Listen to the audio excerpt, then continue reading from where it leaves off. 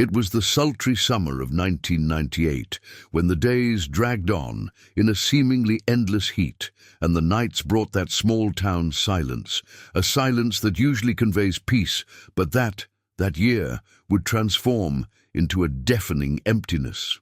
The small town of Oak Ridge in rural Tennessee was the kind of place where everyone knew each other by name, where doors were rarely locked, and neighbors greeted each other from their porches with the feeling that nothing bad could happen there.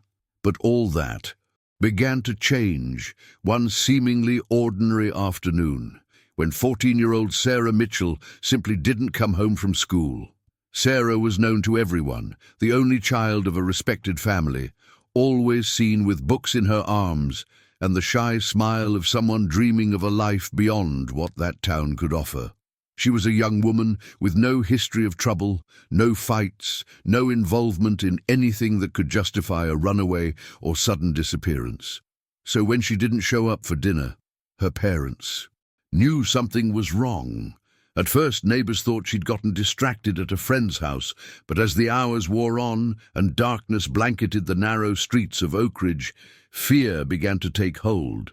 The community mobilized immediately. Flashlights illuminated trails, sniffer dogs were called in, and groups of volunteers scoured woods and dirt roads. Sarah's name echoed everywhere, each cry filled with hope that she would respond. But with each minute of silence, that hope turned to anguish. The next day, the town was covered in makeshift posters bearing her photo, and little Oak Ridge was placed on constant alert. The case caught the attention of the local media, but it wasn't long before speculation began to emerge. Some said Sarah had run away, others suggested she might have been taken by a stranger passing through town. The police worked, but nothing seemed to be making headway. There were no reliable witnesses, no solid leads, only the disturbing void left by a teenager who had disappeared midway through her most common routine. What was most frightening was precisely this. Sarah disappeared in broad daylight on a route she walked every day between school and home, a distance of less than 10 minutes on foot. Gradually, the atmosphere of unity gave way to murmurs, doubts, and fear.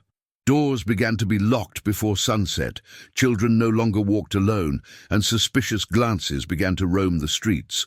What had once been a peaceful town now carried the constant feeling that something dark lurked behind the curtains of seemingly ordinary houses. And as the days turned into weeks, one question lingered on everyone's mind. How could someone disappear without a trace in such a small place, where theoretically nothing went unnoticed? And the strangest thing of all is that, despite the incessant searches, there was a detail that no one seemed to notice, something that was right under everyone's eyes, but that would only be revealed years later. Stories. Like Sarah's move us, because they're not just mysteries, they're open wounds that make us feel the anguish, uncertainty, and hope, as if we were there, side by side with those families who don't give up. Those who are here now are because they also carry this different perspective, understanding the weight of silence and the shock of twists and turns. This space is made precisely for those who refuse to accept shallow versions, for those who want to delve deep and hear every detail of disappearances full of secrets, of pain, but also of discoveries that change everything. Be part of this community that values stories told as they truly were, without sacrificing emotion, without hiding the truth. Hit subscribe now, like this video, and come with me as we continue to reveal every mystery the world has tried to bury. Sarah Mitchell wasn't just another ordinary teenager from Oak Ridge. Those who knew her still remember her sweet demeanor, her calm voice, and the way she always seemed to observe the world around her with quiet curiosity. At 14, she already had dreams bigger than that small town could offer. She liked to write in a diary hidden in the back of a drawer, where she recorded plans to be a journalist and travel the country, visit big cities, and tell stories that mattered. She was the only child of John and Martha, a traditional family, very present at the local church and respected by their neighbors. John worked as a mechanic in a shop in the neighboring town, and Martha was a substitute teacher at the elementary school, known for her patience with children. To outsiders, they were a stable, peaceful family, the kind that seemed untouched by tragedy. But behind that exterior lay scars that few knew about. Martha had lost a brother under mysterious circumstances as a teenager, and she never fully overcame this trauma. She always maintained an exaggerated protective instinct for Sarah, almost as if she sensed something might happen. Sarah, on the other hand, felt this worry as a burden, but at the same time, she loved her mother's dedication. Perhaps that's why she developed this sense of responsibility early on, never giving cause for extra worry.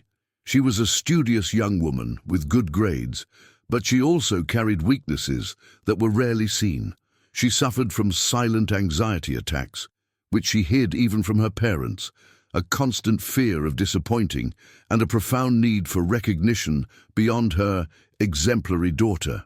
These seemingly small details would become decisive elements in understanding her story. At school, Sarah was respected, but not popular. She wasn't part of the cool crowd, nor was she one of the outcasts. She was in the middle, moving easily without attracting much attention. Teachers described her as dedicated, observant, and intelligent beyond her years. Her best friend was a boy named Daniel, a neighbor from the same street who often walked her home. But on that hot afternoon in 1998, Daniel stayed after school to practice basketball, and Sarah decided to walk home alone. It was the last time anyone saw her safely. It's important to understand that Sarah had a very well-defined routine. She always left at the same time, took the same route, passed the same houses and greeted the same people. That's why, when she disappeared, the shock was even greater. How could someone disappear without a trace in a journey of less than 10 minutes? This question lingered not only in the minds of the police, but especially in her mother's heart.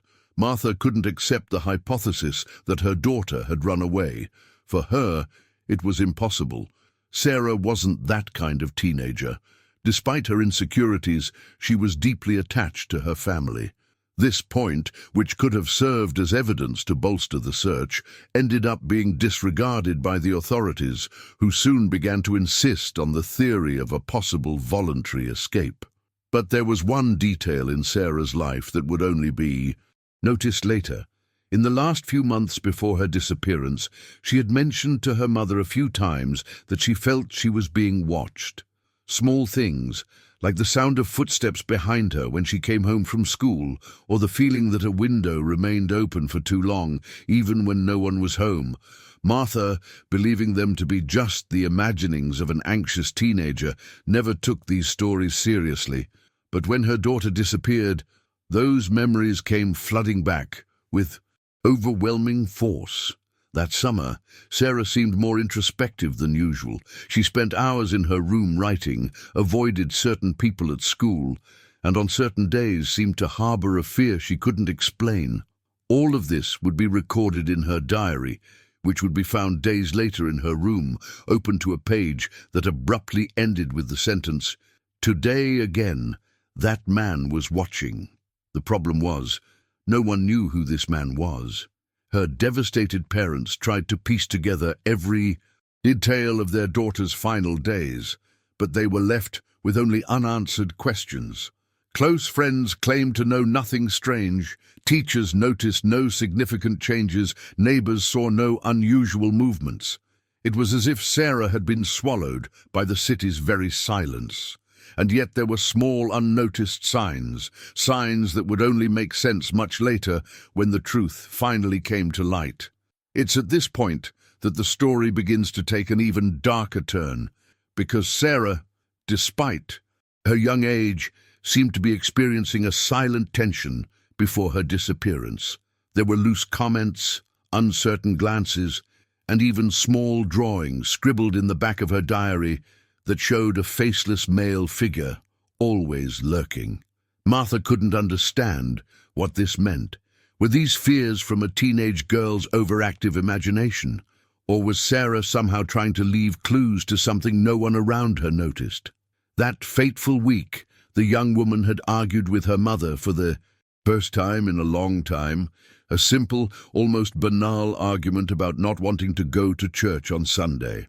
Martha, accustomed to her daughter's obedience, was surprised by her resistance. Sarah seemed irritated and uncomfortable, and then locked herself in her room for hours. This type of behavior was interpreted as teenage rebellion, but in retrospect, perhaps it was just another sign that something bigger was going on behind the scenes. What no one could have imagined was that the Mitchell family's meticulous routine, the dreams recorded in diary pages, and the silent fears that seemed too small to attract attention, would be fundamental pieces in a story that would drag on for years and that held secrets as disturbing as they were unimaginable. Because in such a small town, where every step had to be watched, someone was already watching Sarah closely, waiting for the right moment to act. In the first days after the disappearance, the entire town was in a state of shock. The streets, once filled with playing children, now seemed deserted. Neighbors spoke in hushed tones, as if fearing they might attract something dark simply by commenting. However, it was precisely in this tense atmosphere that the first clue, almost invisible to most, began to emerge. A small, seemingly trivial detail, but for those paying attention, it held the weight of a clue that could change everything. The night Sarah disappeared, an elderly neighbor named George Collins reported hearing strange sounds coming from the direction of the Thompson house, the residence right next door to the Mitchell family. There was nothing clear, nothing that could be recorded as concrete evidence. He said he heard a heavy noise, as if furniture were being dragged, followed by a muffled sound, somewhere between a cry and a suppressed scream. At first he thought it was just a domestic dispute, perhaps the Thompson children up to mischief again. But when news of her disappearance broke the next morning, that memory took on a weight that would haunt him for a long time. Curiously, no one paid any attention to Collins's account. The police, overwhelmed with hypotheses, dismissed the statement as irrelevant. After all, in small towns, unusual noises were not uncommon. Some officers even commented dismissively that old people always hear too much at night. But Sarah's mother, Martha, couldn't get this information out of her head. She had known Collins since she was a girl and knew he wasn't a man to make up stories. He was a keen observer, one of those neighbors who truly observed everything, albeit silently. Besides this detail, another point caught attention. A student at Sarah's school reported days later that she saw the girl walking quickly, constantly looking back as if she were being followed. This wasn't a solid account, as the girl only realized this after news of her disappearance spread, but it reinforced the feeling that Sarah wasn't at ease on that last journey. This type of account, however, was once again dismissed as a figment of imagination, influenced by the shock of the moment. Meanwhile, the Mitchell family clung to any scrap of information. John retraced every street, every corner, repeating his daughter's route, as if at some point he would find something the police had missed. Martha, for her part, couldn't get that detail about her neighbor out of her mind. The furniture being dragged, the muffled sounds. It was like a puzzle piece that didn't fit, but which she felt was important, and this detail, ignored by almost everyone, would eventually return years later with overwhelming force. Because in stories like this, small signs almost always hide much bigger truths, and no one back then had any idea what was really hidden behind the walls of the house next door. Time passed, and as the search for Sarah lost momentum, there was someone who couldn't let certain details rest. Martha, her mother. Unlike the police, who recorded the facts coldly, she collected every small sign, every seemingly insignificant story, like loose pieces of a puzzle. It was in this almost obsessive process that she began to notice something no one else saw. There was a hidden pattern behind her daughter's disappearance, something subtle, but which, to her, made perfect sense. The first realization came when, revisiting old newspapers in the city library, Martha found a yellowed news story from 1985. The article talked about the disappearance of a 15-year-old girl named Rebecca Lane, who vanished without a trace under circumstances almost identical to Sarah's. The most frightening detail was the location. Rebecca lived just 2 streets away from the Thompsons' house, the same neighboring family from whom Collins had said he heard strange noises the night Sarah disappeared. The coincidence was too disturbing to ignore. Martha delved deeper into this old case. She discovered that, at the time, the investigation hadn't progressed either. The police assumed Rebecca had run off with an older boyfriend, despite her family's swearing she'd never do that. The case went cold. The press forgot about it, and years later, Rebecca became just another name in the long list of missing teenagers in the United States. But for Martha, it was impossible to ignore that both her daughter and Rebecca had disappeared in the same neighborhood just over a decade apart, and on routine, safe routes. That wasn't all. Delving deeper, Martha uncovered another, even darker case. In 1979, a 9-year-old child disappeared under similar circumstances in the same region, but this time the body was found weeks later in a remote wooded area. The case was quickly closed, alleging involvement by a drifter who had passed through town and then disappeared. No connection was made to the subsequent cases. For the police, they were isolated, unrelated events. But for Martha, it was already impossible not to connect the dots. With each detail uncovered, her conviction grew.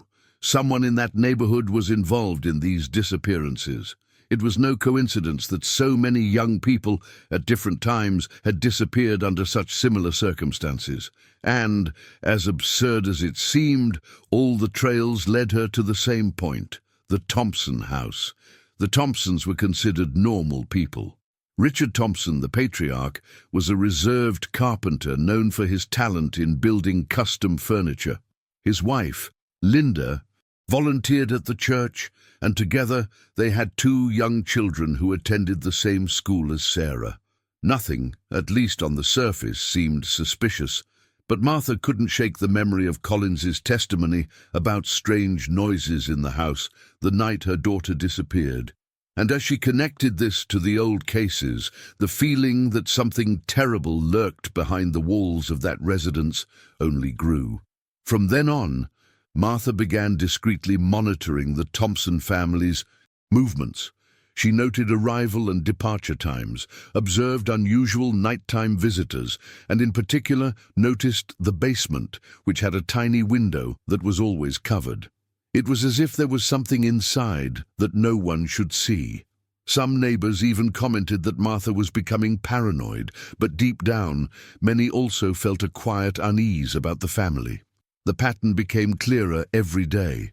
Teenagers disappeared every few years, always near the same area, always on familiar routes, always without a trace. And somehow the Thompsons were present, albeit discreetly, at every turn.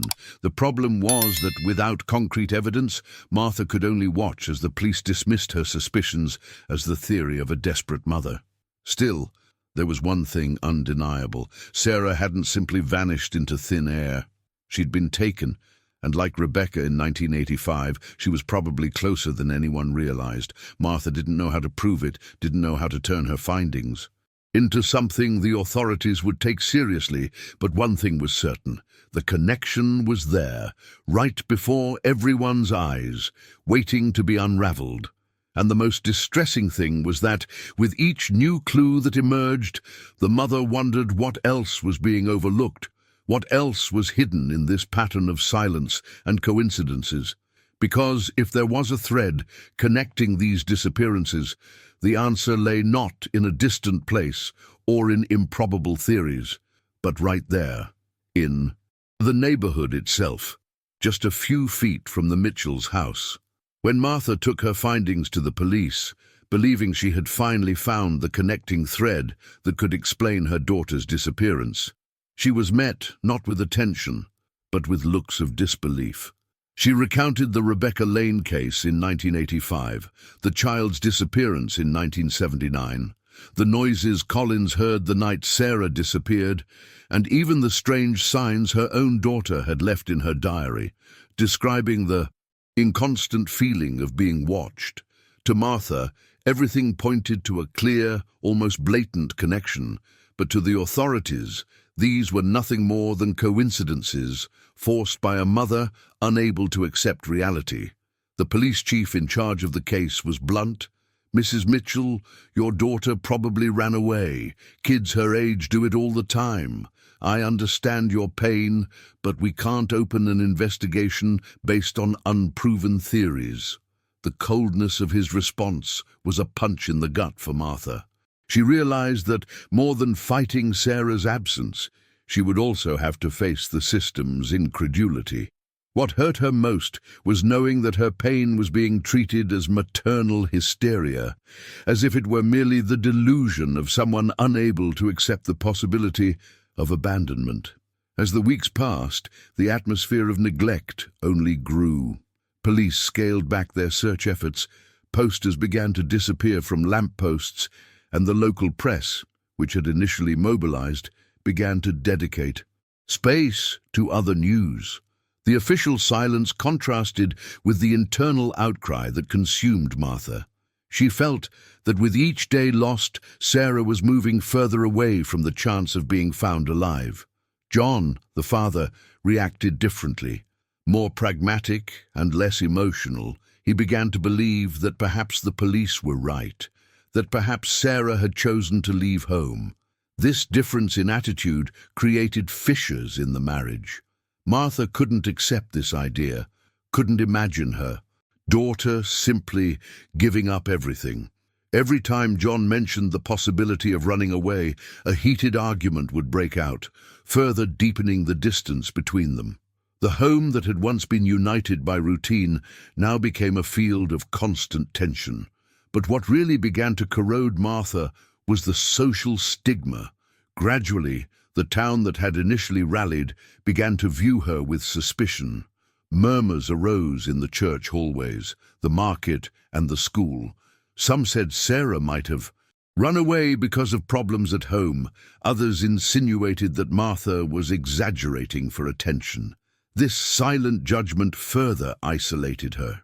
She was not only a mother grieving for her missing daughter, but now she was also the target of suspicion and cruel gossip. During one of her visits to the police station, Martha insisted on showing Sarah's diary.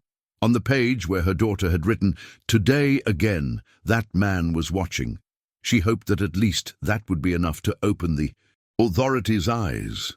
But once again, the diary was dismissed as a figment of a teenage imagination.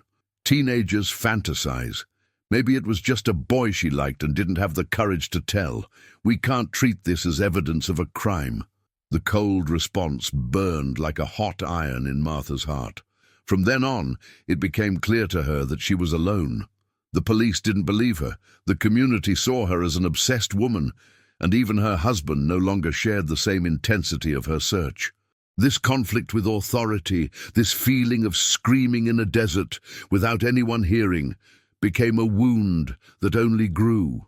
But at the same time, it fueled something inside her, an almost obsessive determination. If no one believed her, she would have to find the answers on her own.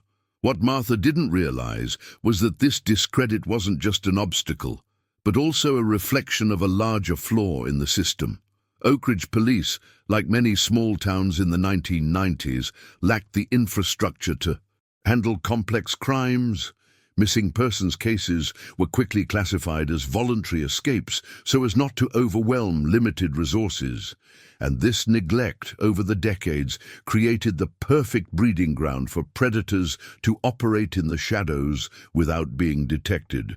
Still, there was something different about Martha. She wasn't a woman who passively accepted the word of authority. With every closed door, every disbelieving look, a greater drive to prove everyone wrong was born within her. Maybe it was the pain of losing her brother in the past. Maybe it was just a mother's instinct, but Martha knew, with the same certainty as someone who feels their own heartbeat, that Sarah hadn't run away. Someone had taken her. And while the town settled for the easier narrative, while the police filed the case as a voluntary escape, Martha prepared to face the harder path. Because deep down she knew the danger wasn't on a distant road or in unknown hands. The danger was much closer than anyone imagined, and only she seemed able to see it. At that point, when there was no longer any hope of official support, Martha made a decision that would completely change the course of her life. She would investigate herself. Whether she was considered paranoid, crazy, or obsessed, she couldn't rest until she had a concrete answer about her daughter's fate. It was at that moment that the solitary decision was born, one that would further alienate her from her support circle and plunge her existence into sleepless nights, notebooks full of notes, and a routine of almost clandestine surveillance. The first step was observation. Martha began spending hours sitting discreetly on the porch, pretending to sew or read, when in reality her eyes were always fixed on the Thompson house. She noted the family's comings and goings, recorded schedules in notebooks, and noted movements that would seem insignificant to anyone else. She discovered, for example, that Richard, the family's father, never arrived home at the same time. Sometimes he returned early from carpentry, other times he was late until the early hours of the morning, and on those nights there were always muffled noises coming from the house. Martha also began walking around the neighborhood at unusual times. She'd leave early to buy bread, but in reality she was checking to see if anything was changing in the suspicious family's routine. At night, she'd make excuses to walk the dog along routes that took her past the Thompson's basement, the one with a small window constantly covered by wooden boards. She noticed even the most subtle details, like the fact that the light inside remained on for long hours, even when everyone else was apparently asleep.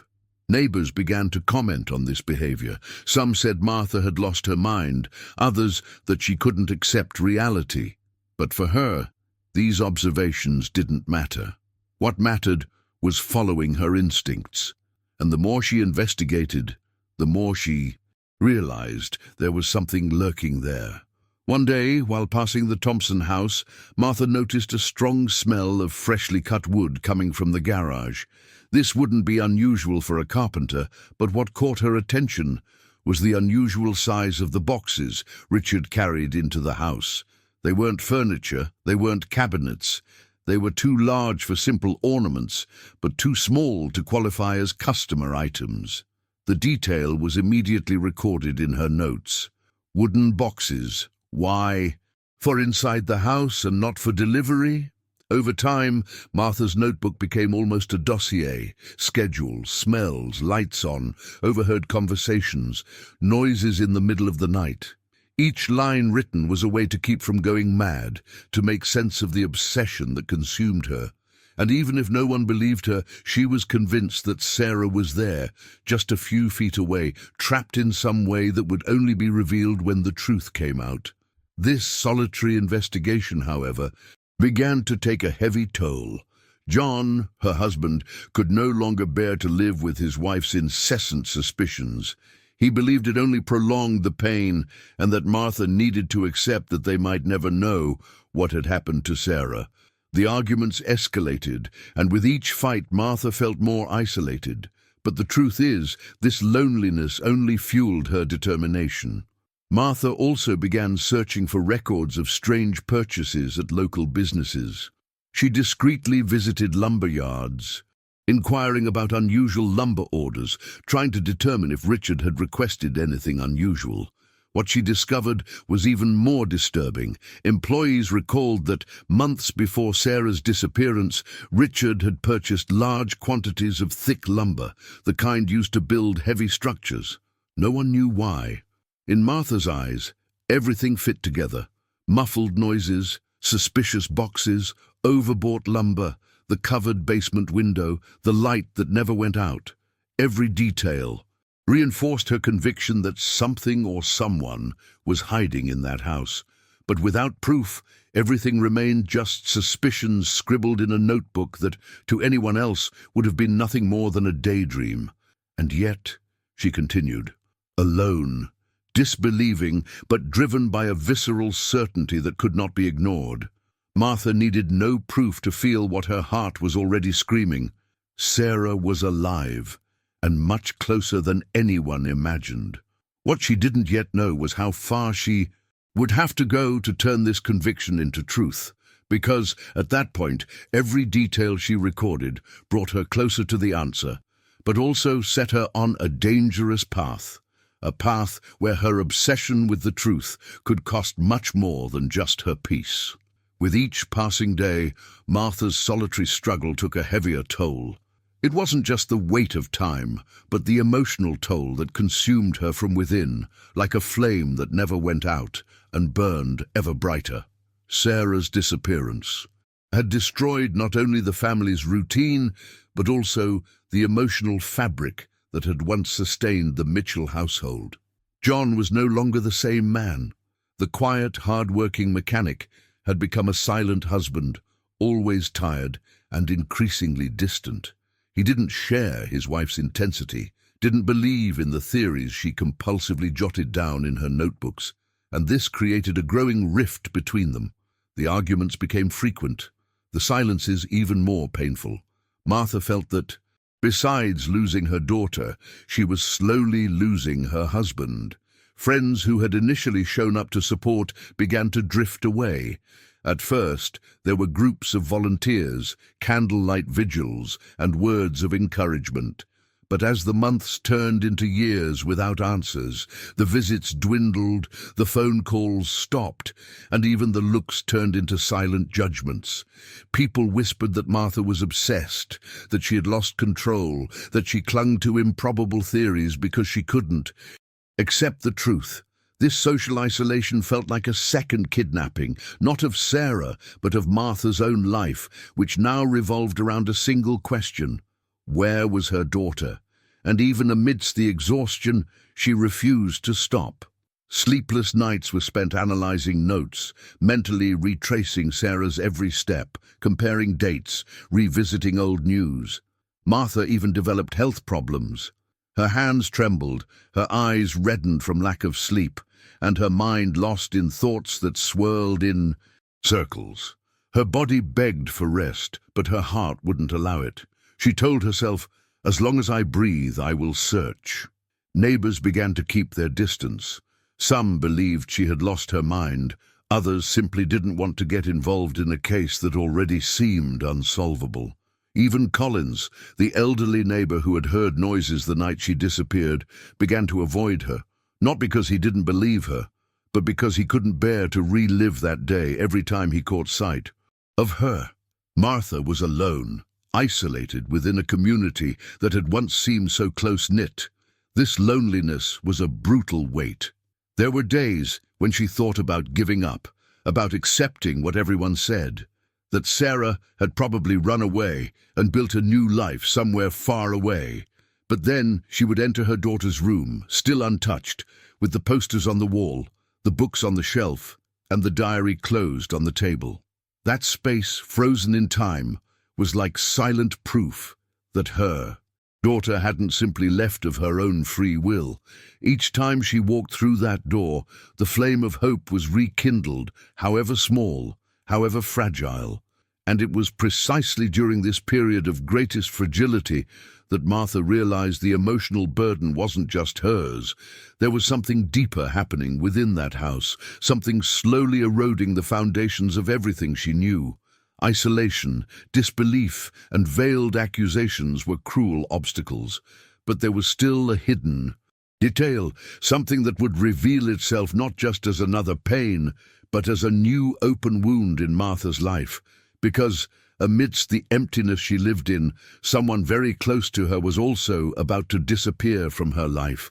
Richard Thompson was, in the eyes of the town, an ordinary man, a quiet, middle-aged carpenter who spent most of his time in his makeshift backyard workshop. He didn't have many friends, nor did he engage in long conversations. He greeted people with a quick wave, avoided long interactions, and had that reserved manner that, in small towns, was often interpreted as shyness. His wife, Linda, was the balance of the family's image, sweet, involved in church, always smiling as she helped with community events. Together, they had 2 young children who ran around the neighborhood like any other child.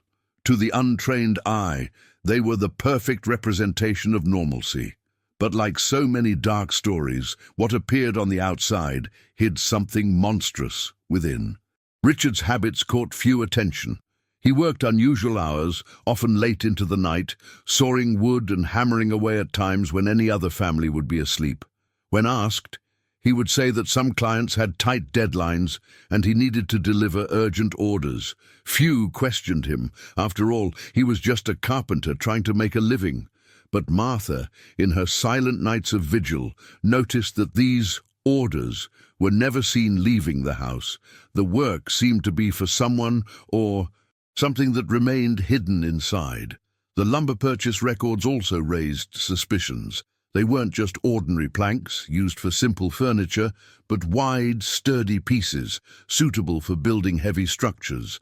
Boxes, compartments, something that required strength. Most disturbingly, Richard never discussed these projects, not even among his few co-workers. It was as if it were a private secret, a construction not meant to be displayed, but to be kept hidden. And then there was the matter of the basement. Those who lived in the neighborhood knew the Thompsons had a sealed basement, with a small window always covered by boards. No one had ever seen the inside of that space. There was no movement of furniture in or out, but on certain nights, lights would leak through the cracks, indicating that someone was spending hours down there. To most, it was just an insignificant detail. To Martha, it was proof that the space was hiding something. But perhaps what best revealed Richard's nature was how he reacted to Sarah's disappearance. While the entire town was mobilized in the first few weeks, he maintained a cold, distant demeanor. He never volunteered to participate in the search, rarely commented on the case, and when he did, it was limited to short sentences, as if the matter didn't concern him. Some interpreted this as respect for the Mitchell family's suffering, but for Martha, it was an uncomfortable, almost calculated silence. Little by little, details began to emerge about his personal life. Richard had no criminal record, but there were old reports of strange behavior. A former girlfriend years before said he had an unusual fascination with control and isolation, liked to keep secrets, and, in her own words, didn't know how to be with people for long. In a small town, these comments were swallowed up by time, dismissed as the eccentricities of someone reserved. But, combined with the present, they painted a frightening picture. The family's facade was also showing cracks. Richard's children, in innocent conversations with schoolmates, would drop strange phrases. One of them once commented that Daddy has a secret friend who lives under the bed. The teacher, upon hearing this, laughed, believing it to be just a childish fantasy. But when Martha heard this, she froze. To her, there was no way it could have been just a joke. Richard was a seemingly ordinary man, and that was precisely where his terror lay. He didn't look like a predator. He didn't display violent behavior in public. He didn't arouse obvious suspicion. Quite the opposite. His normality was the perfect mask. The monster hid under the guise of the common man, the boring neighbor, the carpenter everyone thought they knew. And this disguise gave him the freedom to act without raising alarms, to build his own prison in silence, in the heart of a community that believed itself safe. Martha, with her notebooks and observations, knew something was wrong, but she still couldn't prove it. All she had were loose pieces of a puzzle no one wanted to put together. And at that point, the image of Richard grew even stronger in her mind. He wasn't just a strange neighbor. He was the figure who could explain years of disappearances, the answer to the pain consuming her family. But to get to the truth, she would have to face the hardest thing, the banality of evil hidden behind a door everyone preferred to keep closed. The problem was that the closer Martha got to the possibility of discovering this secret, the more real the danger became. Because Richard wasn't just a reserved man, he was someone who, behind his silence, observed everything and everyone around him. And perhaps, at that very moment, he already knew that Martha was getting closer and closer to revealing what he had spent years hiding. It was when Martha believed she had exhausted all her strength that the cruelest blow came. 7 years after Sarah's disappearance, the tragedy seemed to be repeating itself before her eyes. Her niece, Emily, just 13 years old, had come to spend the weekend at the Mitchells' house to keep her aunt company.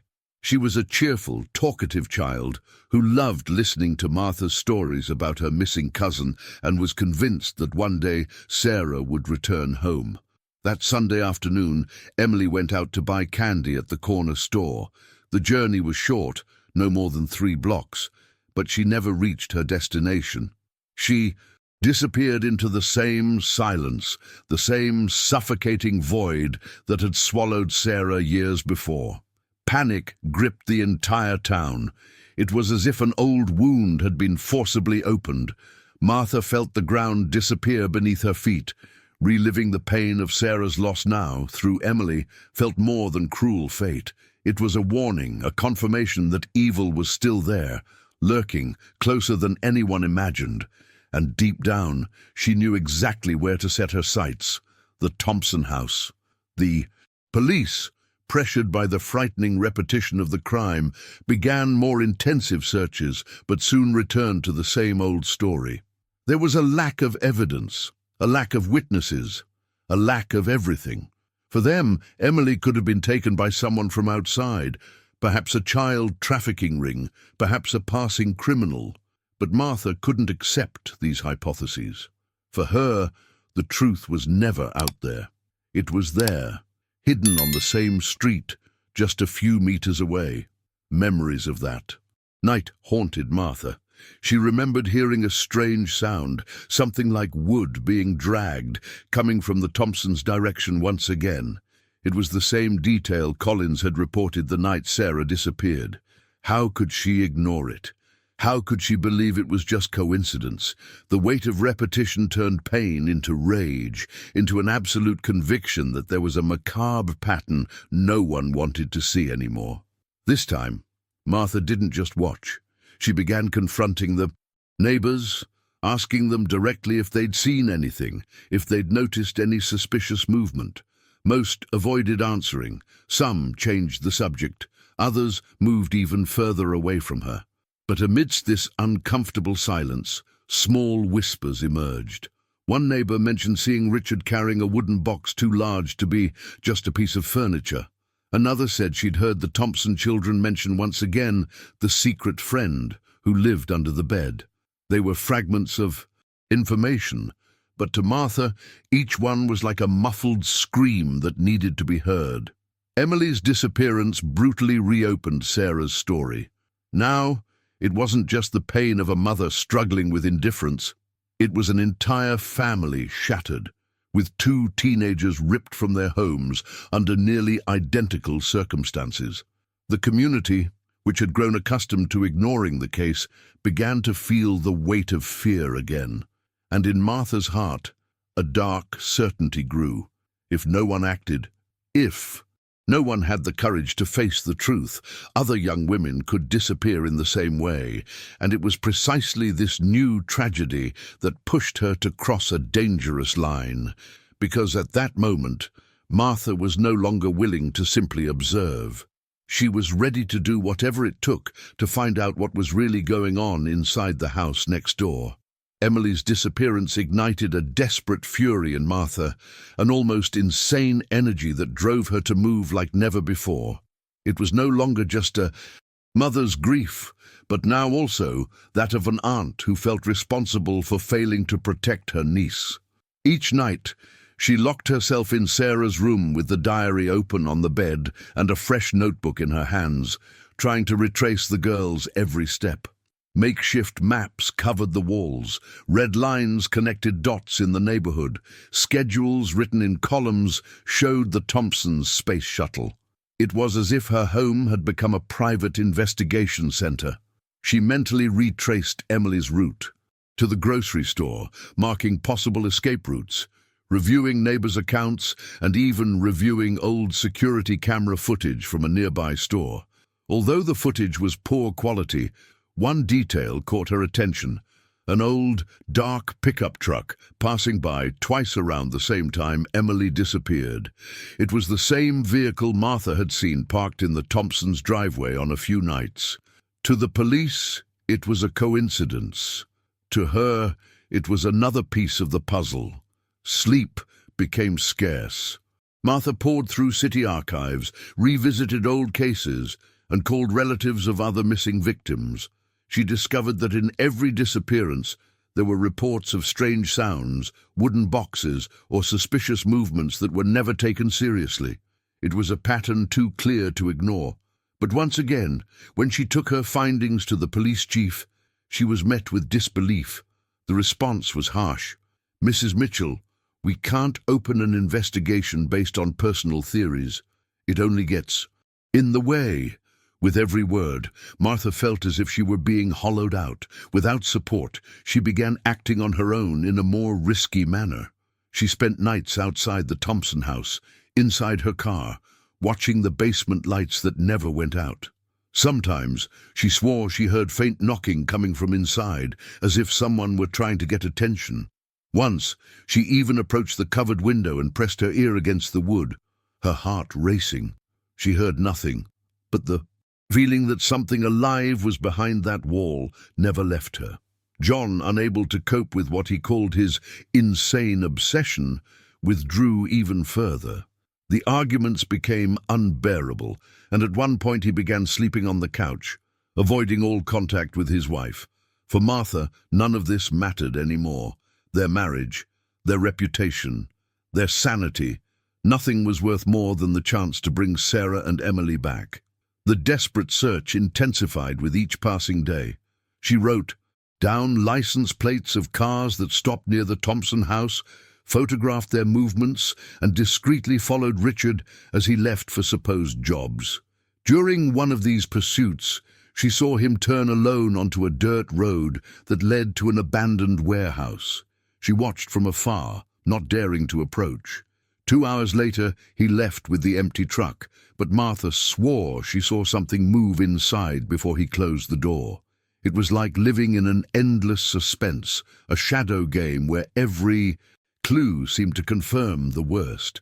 And even without proof, Martha was absolutely certain she was on the right path. The problem was that this certainty pushed her ever deeper into dangerous territory, where every step she took could mean not only uncovering the truth but also awakening Richard's gaze. And amid this relentless search, a new detail emerged. A small, almost insignificant detail, but one that would change everything.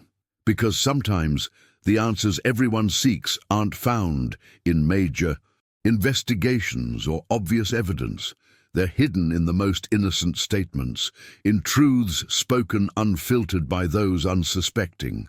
Just when Martha believed she was finally on the right track, the shock of frustration hit her hard again.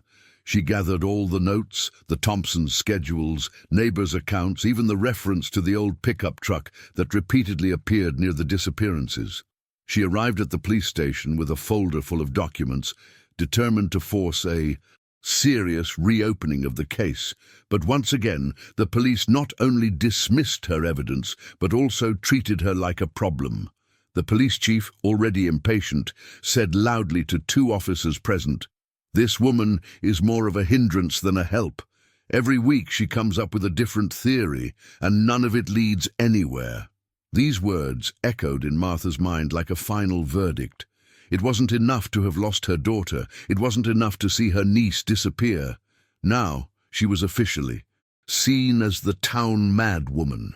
The police station doors closed before her with symbolic violence. This wasn't just a refusal to investigate, it was a condemnation to silence, a way of telling her to stop digging too deep. But what hurt most wasn't the formal rejection, but the disregard for the small signs that screamed for attention. Days earlier, a neighbor had told Martha she'd seen Richard carrying a heavy wooden box into the house, sweating and looking around as if he feared being observed. To any serious investigator, this should have been reason for at least a visit, but to the police, he was just a man at work. Another neighbor reported hearing muffled noises coming from the Thompsons' basement, but the complaint was dismissed without even being filed. With each new denial, Martha's anger grew. It was as if the entire city had surrendered to a pact of silence, an invisible agreement not to see the obvious. She wondered how many young people would have to disappear before the authorities finally took matters seriously, how many muffled screams would have to echo before someone admitted that the danger wasn't coming from outside, but was right there, on the street where everyone knew everyone. The police's contempt not only reinforced Martha's loneliness, but also put her at risk. By publicly discrediting her, they left her even more vulnerable, branded as a woman who saw monsters where only ordinary men existed.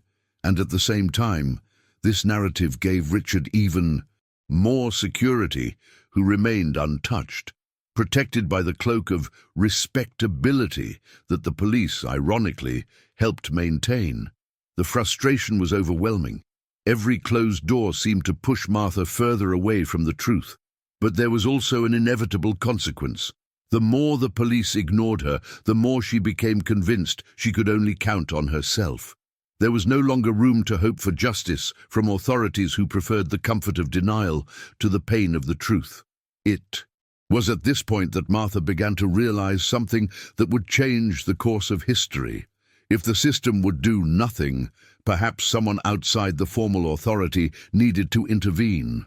And, unbeknownst to her, this unexpected help was about to come from an unlikely place.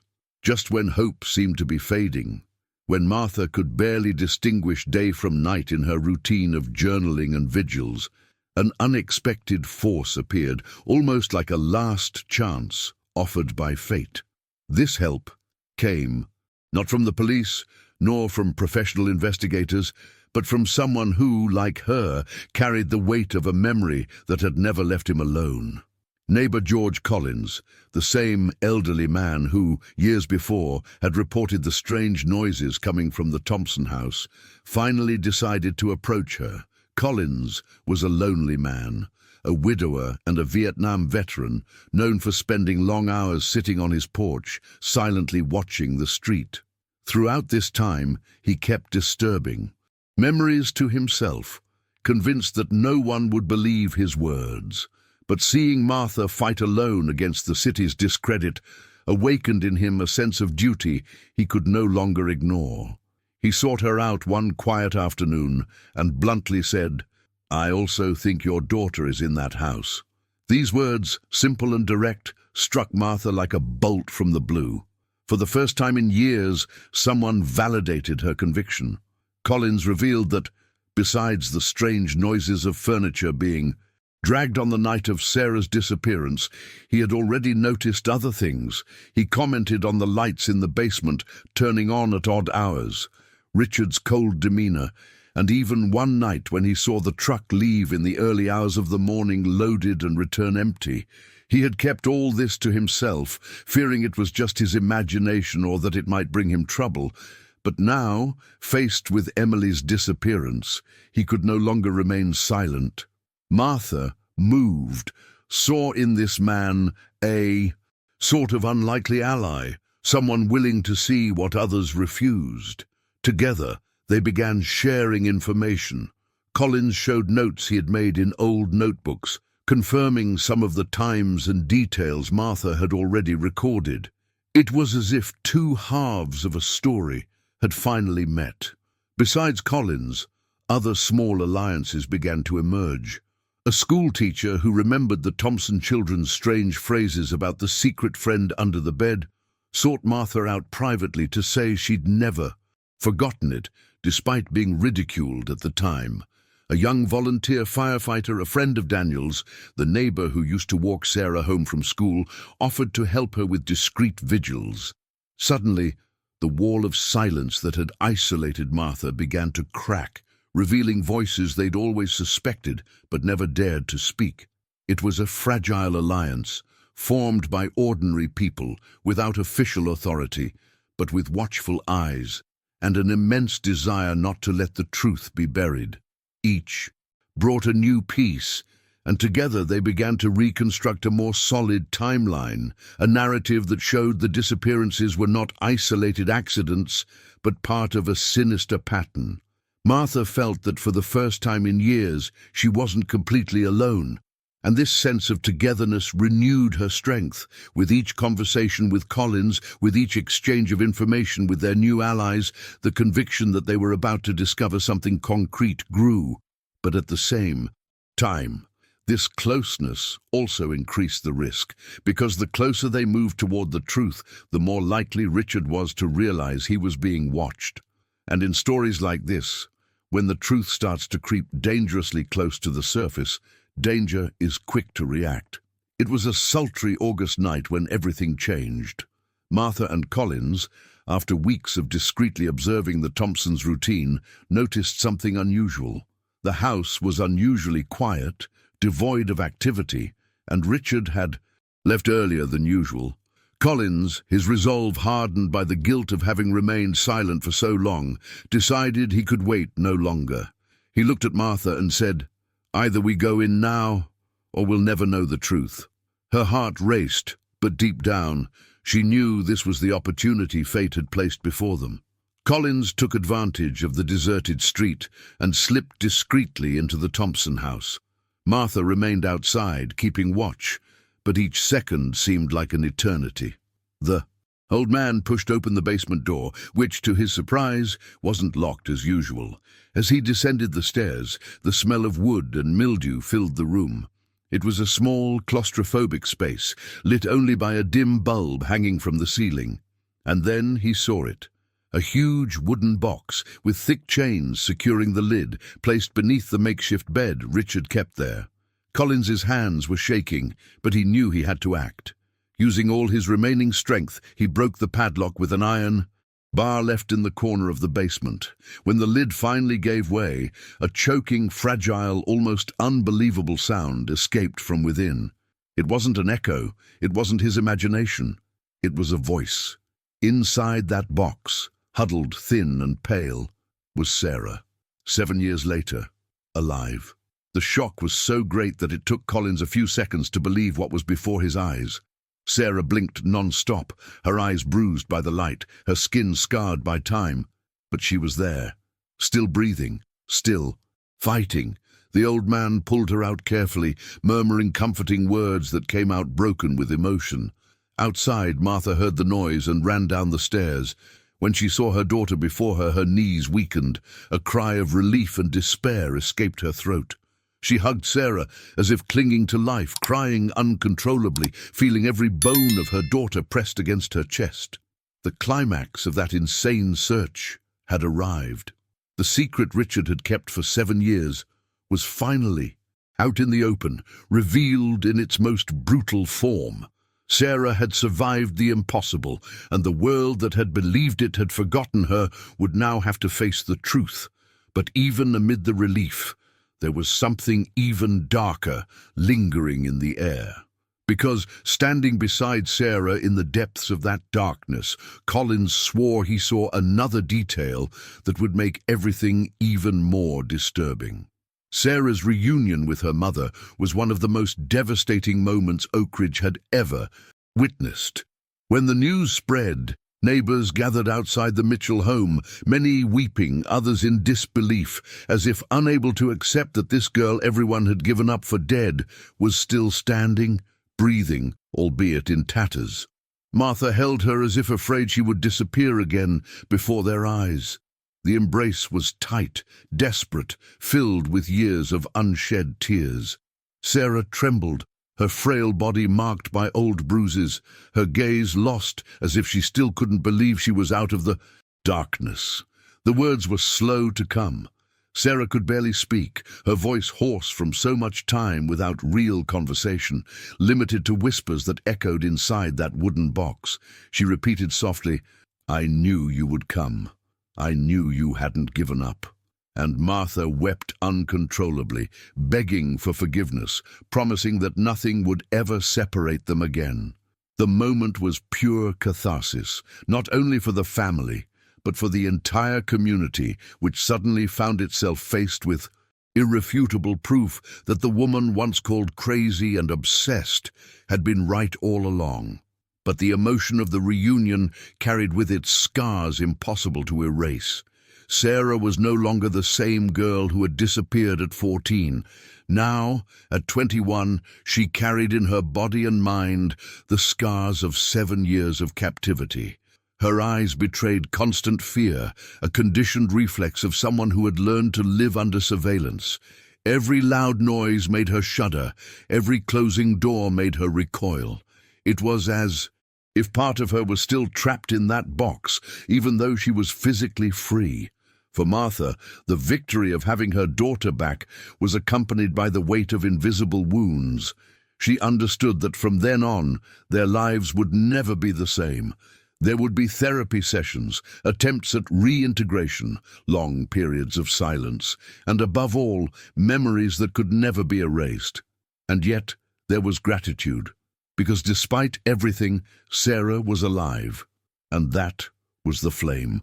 Martha had kept burning all those years, even when everyone around her insisted on extinguishing it.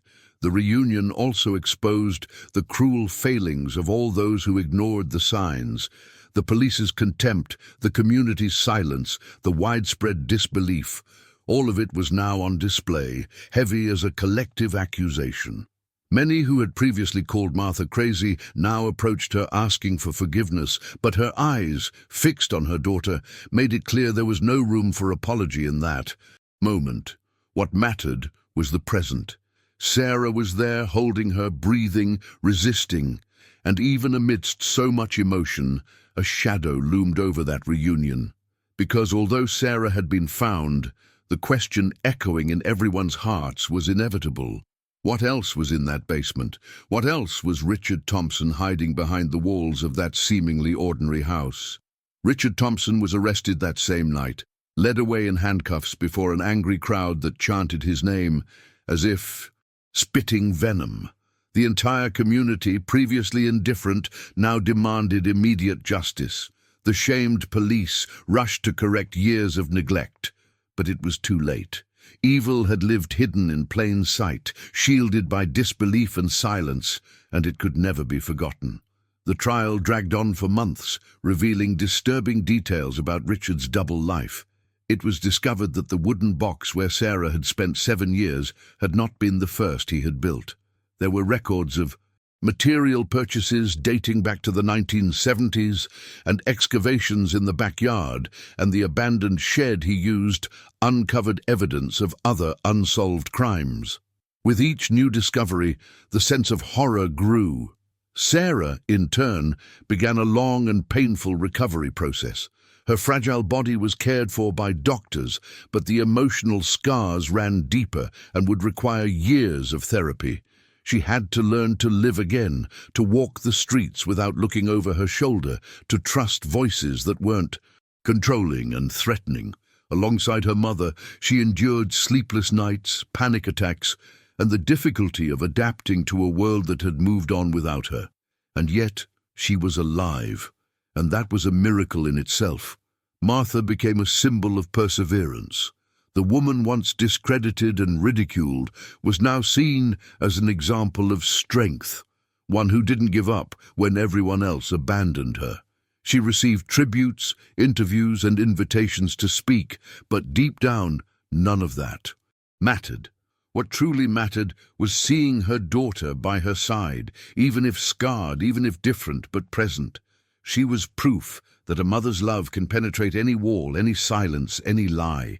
In court, during the sentencing, Richard maintained the same cold, almost indifferent expression. He didn't cry, he didn't plead, he didn't show any remorse, and it was precisely this coldness that left everyone with a suffocating question. How many more had disappeared because of him? How many secrets still remained buried? He was sentenced to life in prison, but the feeling was that his sentence not only restored justice, it also restored the truth that had been hidden for so long. In the end, Sarah walked out of the courtroom hand in hand with her mother.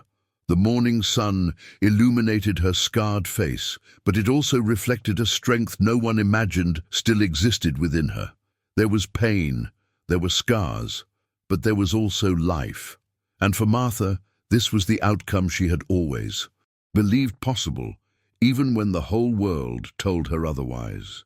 This story showed how even the most ordinary places can hide unthinkable secrets, and how a keen eye and persistence can reveal truths many prefer to ignore.